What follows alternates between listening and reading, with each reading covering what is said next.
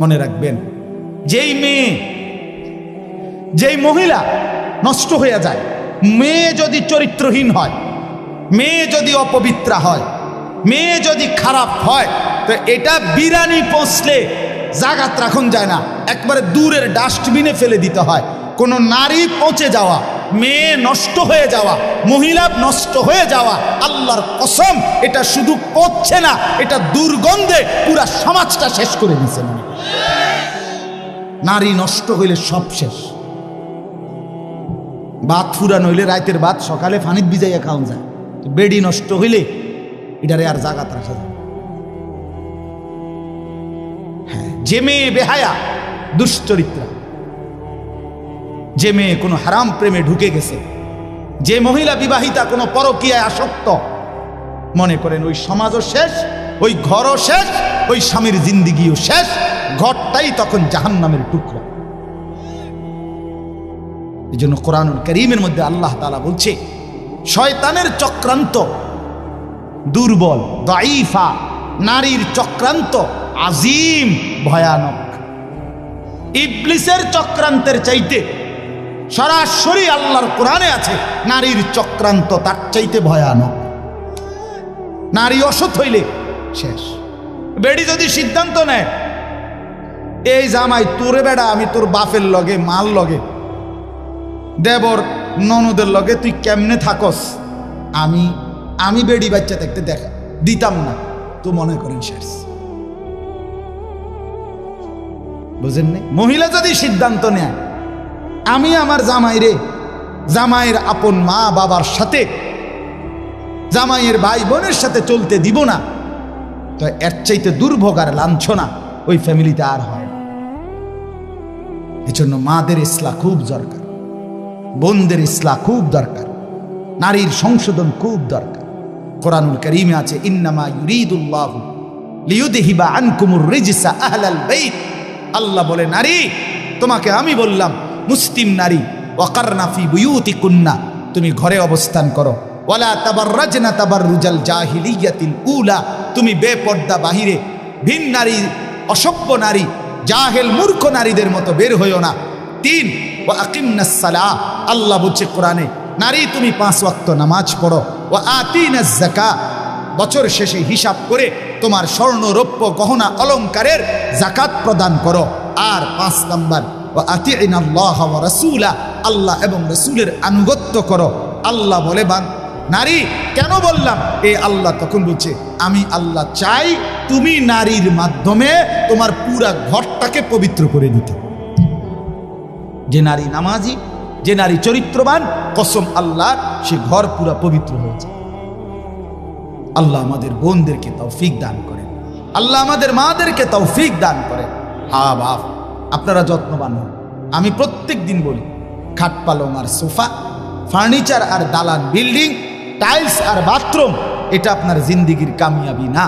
আপনার স্ত্রী সন্তানের ঈমান, আপনার স্ত্রী সন্তানের নামাজ, আপনার স্ত্রী সন্তানের পর্দা, আপনার স্ত্রী সন্তানের কোরআন, আপনার স্ত্রী সন্তানের হালাল হারাম মেনে চলা, আল্লাহর কসম এটাই আপনার সংসার, এর মধ্যেই আপনার সফলতা, এর মধ্যেই আপনার জান্নাত, এর মধ্যেই আপনার পরকালের মুক্তি। আল্লাহ বুঝার তৌফিক দান করে। শেষটা হইল আখিরাত, এটাই শুধু তরজমা বললে আপনারা বুঝে ফেলবেন। শেষ এক হইল, জীবনের সব কিছু আমার হবে কার থেকে? আর জীবনের সব কিছু আমাকে সাজাইতে হবে কার মতো? এই সহজ বুঝলেন না?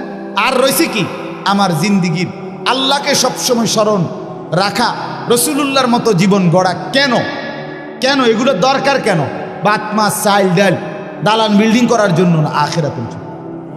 আমার কবর, আমার হাসর, আমার মিজান, আমার ফুলসেরাত, আমার পরকাল, আমার আখিরাত, আমার জান্নাত, আমার জাহান্নাম থেকে মুক্তি, এর জন্য আমাকে তাওহীদ ঠিক রাখা, রাসূলুল্লাহর অনুসরণ ঠিক রাখা, এটা জরুরি। তাহলে আমার জীবনের 3টা জিনিস, তাওহীদ, রিসালাত, আখিরাত। বলেন আবার কোন? এইবার তরজমা শুনুন, তাইলে কথা শেষ। আল্লাহ তাআলা বলেন, বিসমিল্লাহির রহমানির রহিম, কোরআনুল কারীমের 75 নম্বর আয়াত। আরে সূরা কত নাম্বার?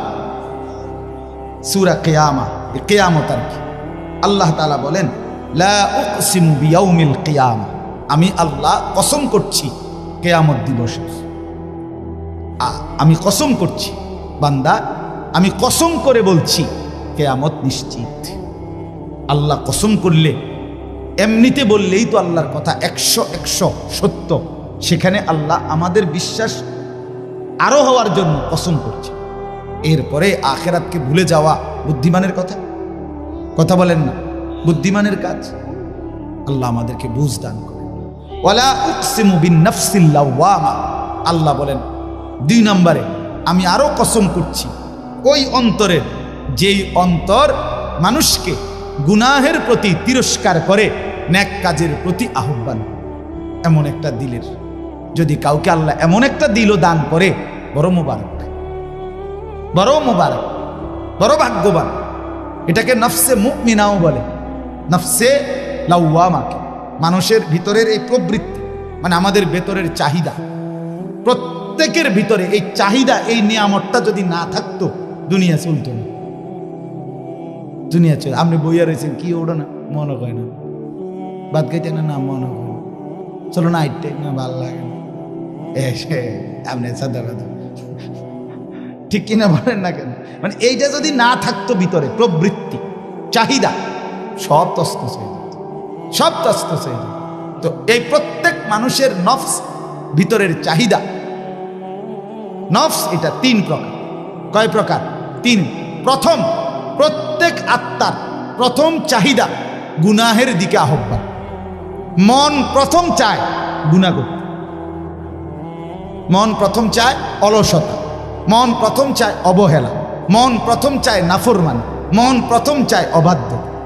60 বছর যার ফজরের নামাজ কাজা হয় নাই, ওই ব্যক্তির মনেও প্রথম শয়তান অথবা নফস তাকে ধোকা দেয়।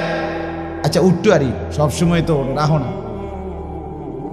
ইন্নান নাফসা লাআম্মারাতুম বিসসু, প্রত্যেক মানুষের অন্তর প্রথম গুনার দিকে আমন্ত্রণ করে। কিসের দিকে? এটাকে বলা হয় আপনার প্রথম নফসে আম্মারা, যেটা গুনার দিকে ডাকে। 2 নাম্বার হলো নফসে লাওয়ামা, ভিতরে এমন একটা প্রবৃত্তি তৈরি করা, যেই প্রবৃত্তি, যেই চাহিদা আমাকে যখনই গুনাহ হয় তখনই তিরস্কার করে। আহা কি করল, আহা কি করল, এটা কেন করল, মিথ্যাটা কেন বললাম, চুরিটা কেন করলাম, লোকটাকে কেন গালি দিলাম, নর্তকী কেন দেখলাম, নাচ গান কেন দেখলাম, লোকটাকে ওজনে কম দিলা কেন, এই বেটার উপরে জুলুম করলা কেন। এই যে বিবেকের দংশন, বিবেকের দংশন, অনুভূতির টানাপোড়ন, নিজের কলিজার মধ্যে জ্বলা পোড়া। আহা নামাজটা ছুটে গেল, আহা আর একটু আগে দাঁড়াইলে জামাতটা পাইতাম, আহা প্রথম রাকাতটা কেন পাইলাম, কেন কেন ফজরের নামাজটা জামাত ছুটে গেল। এই যে একটা অস্থিরতা, এই যে একটা বেচাইনি, বেচাইনি।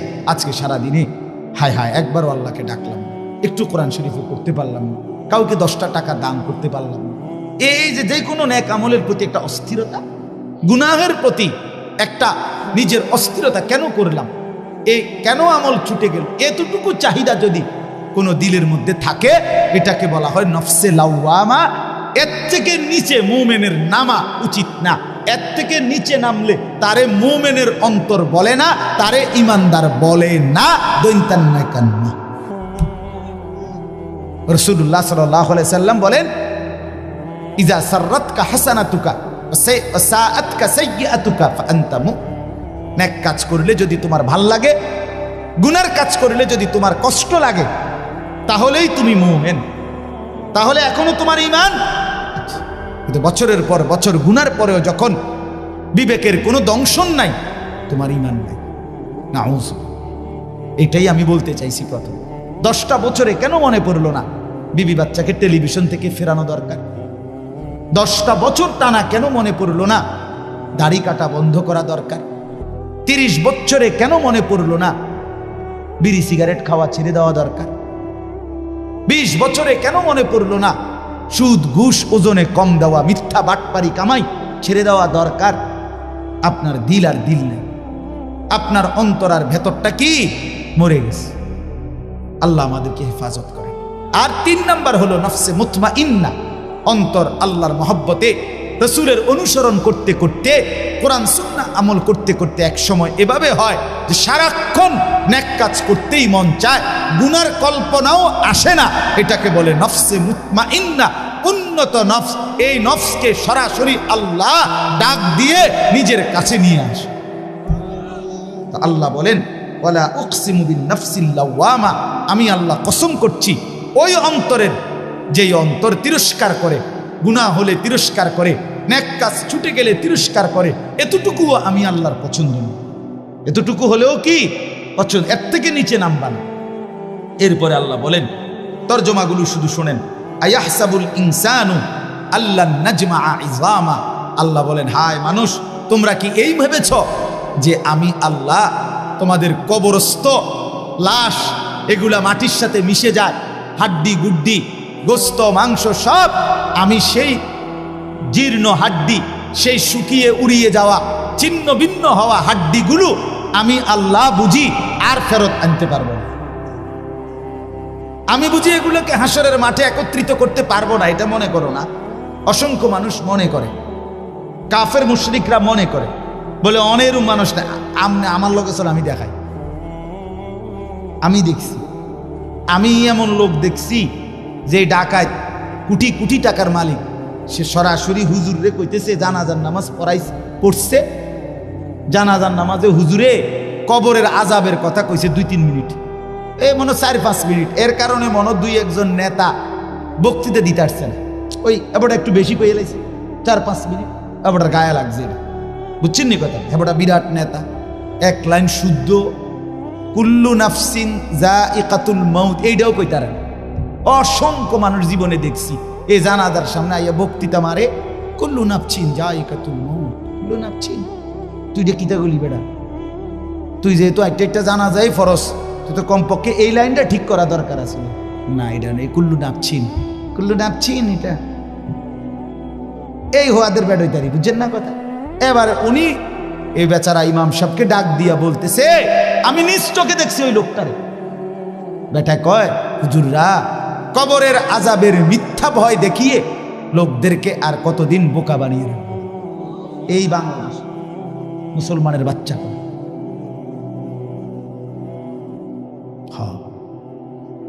চিন্তা করছেন?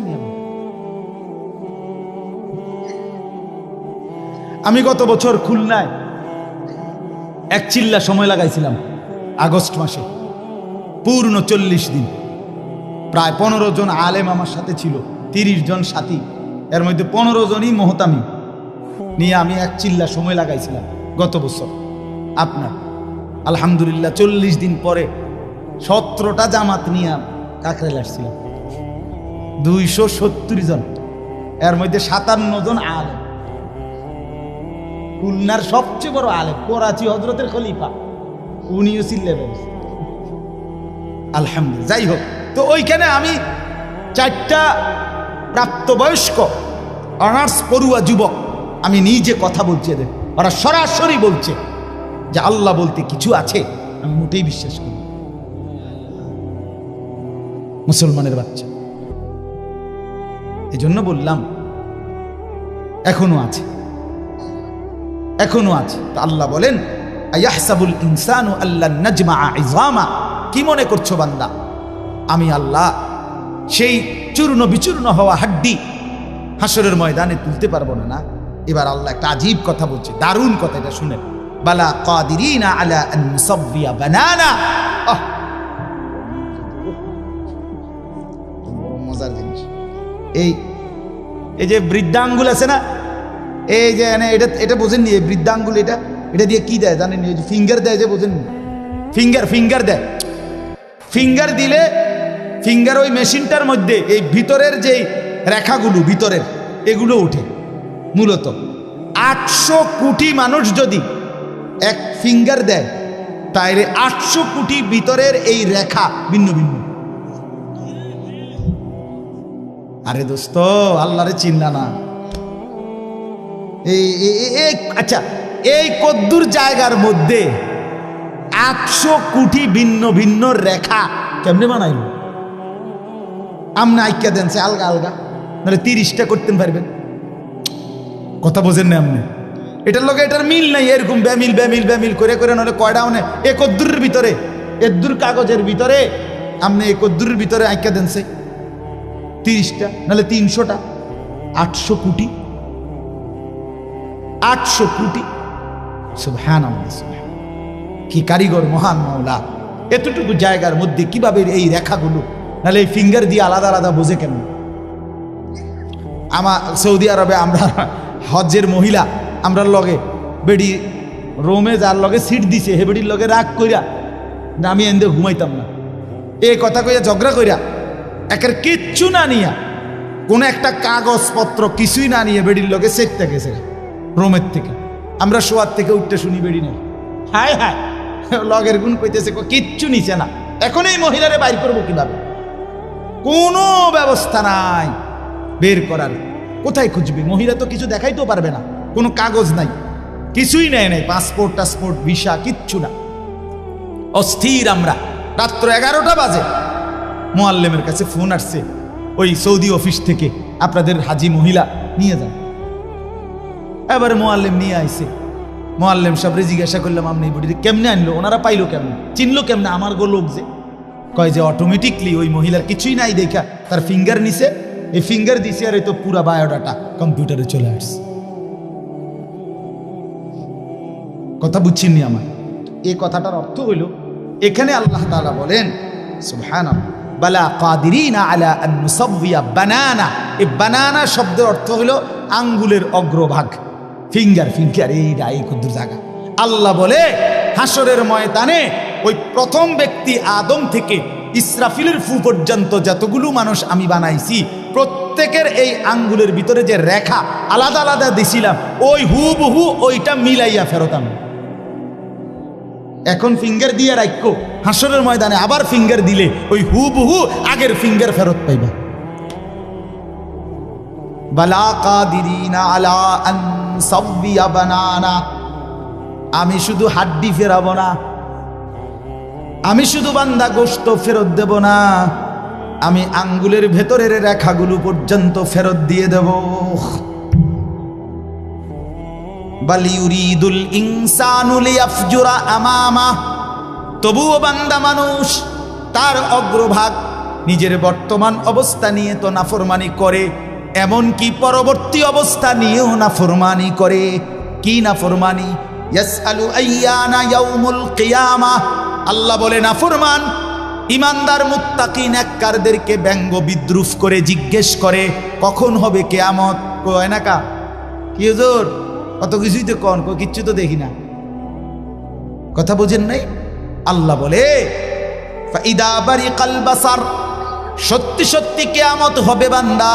ইসরাফিল ফু দিবে, তখন কিন্তু চোখের মধ্যে দ্বিধা লেগে যাবে, ধাঁধা লেগে যাবে। আহা কি হলো, আহা কি হলো। সব যে কাঁপতে শুরু করলো, সব যে নড়তে শুরু করলো। আল্লাহ কোরআনে বলেন ইন্না জালজালাতাস সাআতি শাইউন আযীম। ইসরাফিল ফু দিবে, কিয়ামত শুরু হবে, গোটা সৃষ্টি জমিন একসাথে ভূমিকম্পে কাঁপতে শুরু করবে। সেদিন ওই মনে আসেনি শনিবার দিন সকাল 9:30 বাজে যে ভূমিকম্প হয়েছিল, মন নাই? এই কয়দিন আগে যে হইল না, আমি চাঁদপুর ছিলাম। তো কুমিল্লা ক্যান্টনমেন্টের এক ব্যবসায়ী, তারা বড় মার্কেটের সব রাস্তা তাই এলাইছে হেরা, এই লরণ শুরু হয়েছে। পরে আমারে ফোন দিছে, আমি ফোন রিসিভ করছি। আমি চাঁদপুর মাদ্রাসার ভবন নড়তেছে এরকম আমরা এনে। তো হুজুর হুজুর হুজুর হুজুর হুজুর কত দোয়া করেন, দোয়া করেন। আমি কি ভাই আমরা এনে ভূমিকম্প, আমরা সব বাইরে হয়ে পড়ছি। আমি না ভাই দোয়া করে লাভ নাই, আমার এনে লড়ে কি, আমি কি দোয়া করবো? আমি তো দৌড় ঘুরে আছি, ঠিক কিনা বলেন না? আমি স্ত্রী থাকলে না আপনার লেগে দোয়া করতাম, আমি তো কি রূপে আছি। ফাইদা বারিকাল বাসার, আল্লাহ বলে ইসরাফিল ফু দিলে কিয়ামত সত্যি সত্যি শুরু হবে বান্দা। চোখ তখন দাদা লেগে যাবে। ও খাসাফাল কামার, চন্দ্র চাঁদ আলোহীন হয়ে যাবে। ও জুমিয়া আশ-শামসু ওয়াল কামার, সূর্য চন্দ্র একাকার হয়ে যাবে, কিচ্ছুতে কোনো আলো থাকবে না। ইয়াকুলুল ইনসানু ইয়াউমাইদিন আইনাল মাফার। মানুষগুলো দিক বিদিক মাতালের মতো ছুটতে ছুটতে দৌড়তে দৌড়তে একে অপরকে জিজ্ঞেস করে বলবে আইনাল মাফার, ভাইয়া পালাবো কোথায়, আশ্রয় কোথায়, দাঁড়াবো কোথায়, লুকাবো কোথায়? কাল্লা লা ওয়াজার, রব্বুল আলামিন বলেন না বান্দা, আজ জমিনে কোথাও আশ্রয় নাই। ইলা রব্বিকা ইয়াউমাইদিনিল মুস্তাকার, আজকে শুধুই কেবল তোমার রব আল্লাহর কাছেই আশ্রয়। আজ কিয়ামতের ময়দানে যেতেই হবে। আজ জমিনের কোথাও থামবে না ভূমিকম্প, কোন জায়গায় গিয়ে তুমি আর মাটিতে স্থির হইতে পারবা না। ইউনাব্বাউল ইনসানু ইয়াউমাইদিন বিমা কদ্দামা ওয়া আখার, আল্লাহ বলে হাসরের ময়দানে দাঁড় করিয়ে আমি আল্লাহ, তুমি বান্দা যা কিছু নিজে আমল করেছ, যা কিছু তোমার পরবর্তীতে রেখে গিয়েছ, সবটা তোমাকে জানাবো। তোমার নামাজ এদ্দুর, তুমি মাদ্রাসায় দিয়েছ, তুমি মসজিদে দান করেছ, সেখানে নামাজ পড়েছিল এত হাজার মানুষ, তাদের সওয়াবও তোমার নামে আসছে এদ্দুর, দুইটা মিলাইয়া তোমারে দেখাবো। তুমি নিজে টেলিভিশন দেখছো এদ্দুর, তোমার রেখে যাওয়া টেলিভিশনে পরবর্তী 10 বছর তোমার বউ বাচ্চারা দেখে গুনাহ কামাইছে এদ্দুর, সেটাও জমা হইছে তোমার নামে মোট এদ্দুর। বিমা কদ্দামা ওয়া আখার, আল্লাহ বলে তোমারটাও দেখাবো, তোমার রেখে যাওয়াটাও দেখাবো, নেকটাও দেখাবো, গুনাহটাও দেখাবো। বালিল ইনসানু আলা নাফসিহি বাসীরা, আল্লাহ বলেন বরং আমি শুধু ইউনাব্বাউ শোনাবো না, তুমি বান্দা নিজেই তোমার চোখে সচক্ষে তোমার আমলনামার মধ্যে দেখবা। তোমার হায়াত, তোমার রাত, তোমার দিন, তোমার সকাল, তোমার দুপুর, তোমার হাসি, তোমার কান্না, তোমার একাকী, তোমার প্রকাশ্য, তোমার শব্দ, তোমার নিশ্চুপ থাকা, তোমার আচরণ, তোমার উচ্চারণ, সেকেন্ড সেকেন্ড পলক পলক, নিঃশ্বাস নিঃশ্বাস তুমি দেখবা। ওয়ালাউ আলকা মাআদিরা, আল্লাহ বলেন তখন বান্দা তুমি বহু উজর আপত্তি পেশ করতে চাইবা। তুমি বলবা রব্বুল আলামিন এত গুনাহ আমি করি নাই, এত নাফরমানি আমি করি নাই। রব্বুল আলামিন বলবে জমিন কথা বলো, জমিন কথা বলবে। রব্বুল আলামিন বলবে হাত পাও অঙ্গ প্রত্যঙ্গ কথা বলো, সব কথা বলবে। রব্বুল আলামিন বলবেন ডান কাদের বাম কাদের ফেরেশতা তোমরাও কথা বলো, তারাও কথা বলবে। রব্বুল আলামিন বলে আমল নামাও দেখো। এবার আল্লাহ বলবেন আমি নিজেও বলছি শোনো। এমন কি দিবা, জমিনও তো বললো, তোমার হাত পাও তো বললো, ডান কাদের বাম কাদের ফেরেশতাও তো বললো, আমল নামা তো লিখিত হলো, আমি রব্বুল আলামিন তো নিজেই বলছি। আলাম ইয়ালাম বিআন্নাল্লাহা ইয়ারা, আল্লাহ বলে বান্দা তুমি কি জানো কিনা আমি কিন্তু তোমাকে দেখি। দেখে কিনা? কতক্ষণ? কতক্ষণ বলেন বন্ধু, কতক্ষণ? রাত গভীরে আল্লাহ বলেন আমি বান্দা জেগে আছি। আহা 2টা বাজে যুবক, ডানে বামে তাকাইয়া তুমি দেখলা কেউ জেগে নাই। মা ঘুমিয়ে গেছে, বাপ ঘুমিয়ে গেছে, বোন তুমি আমার দেখলা ডানে বামে কেউ নাই। তুমি আলাদা রুমে লেফের নিচে কম্বলের নিচে, এবার মোবাইলে তুমি উলঙ্গ ছবি আর নর্তকীর নাচ, অথবা তুমি বোন পরের ছেলেকে নিজের রূপ আর নিজের উলঙ্গ দেহ দেখাইবা শুরু করলা। আল্লাহ বলেন আনিস পৃথিবী ঘুমিয়ে গেছে, আমি কিন্তু জেগে আছি, আমি কিন্তু দেখছি, আমি তো দেখছি, আমি তো ঘুমাই নাই। আমার মতো মনিবকে সামনে রেখে কেমনে মনটা খুলতে পারলা, করতে পারলা বলেন? আল্লাযী ইয়ারাকা হিনা তাকুম, আল্লাহ বলে বন্ধু আপনি দাঁড়াইলেও আমি দেখি। ওয়া তাকাল্লুবাকা ফিস সাজিদিন, আমার নামাজি বান্দাদের সাথে রুকু সেজদা করলেও আমি দেখি, আমি তো দেখি। লা তাখুযুহু সিনাতুন ওয়ালা নাওম, আমি তো তন্দ্রাও যাই না, ঘুমও যাই না। লা ইয়াযিল্লু রাব্বি ওয়ালা ইয়ানসা, আমি কারো কথা ভুলে যাই না, আমি কখনো পথ হারাই না। ওমা মাসসানা মিন লুগুব, আমাকে কোনো ক্লান্তি স্পর্শ করে না। 7 আসমানের উপর 7 তবক জমিনের নিচ আমি এক নজরে বরাবর দেখি। দেখে কিনা বন্ধু? চলেন দোস্ত আমার, বন্ধু আমার, কুয়াশায় ঘেরা এই ফুটা ফুটা পানি পড়ছে গায়ের মধ্যে। এমন গভীর রজনীতে রাত 12টা বাজে।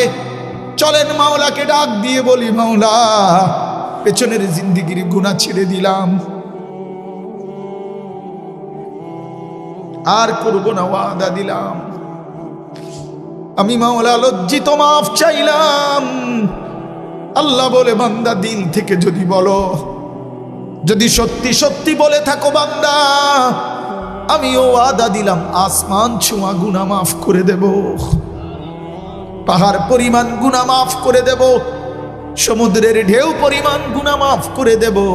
তবে সত্যি সত্যি বলো, দিল থেকে বলো, আন্তরিকতা নিয়ে বলো, গুনাহ ছেড়ে দিবা কিনা বলো, আর করবা না বলো, আমি লজ্জিত বলো, তাইলে আমি আল্লাহ গফারতু লাকা ওয়ালা উবালি, আমি কোনো পরোয়া না করে মাফ করে দেব। আল্লাহ আমাদেরকে মাফ করে দেন।